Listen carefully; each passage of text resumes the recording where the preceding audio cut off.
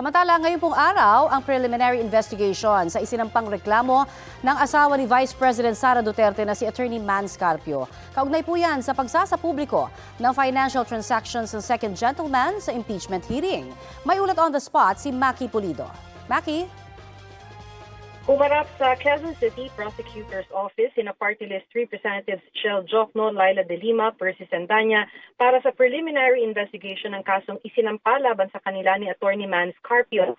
Mga abogado naman ang umarap para sa ibang inireklamo, kabilang na si Representative Jervy Luistro, ang House Justice Committee Chair, at BSP Governor Eli Remolona. Idinagdag sa kaso si Francis Lim ng SEC at Reynaldo Regalado ng Insurance Commission. Ang kasong isinampa ni Carpio laban sa kanila ay paglabag sa Anti-Money Laundering Act, Bank Secrecy Law at Data Privacy Act.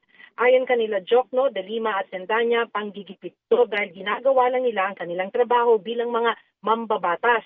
Wala raw silang nilabag na batas. Pero ayon sa abogado ni Carpio na si Attorney Neil Abayo, malinaw sa batas na hindi maaaring isapubliko ang anumang bank transaction. Samantala, sinabi rin ni Sandanya na nakakahiya ang Senado kung pigilan pa ang impeachment trial sa ikalawang pagkakataon. Dapat daw maibalik ang integridad ng Senado kaya dapat matuloy ang impeachment trial.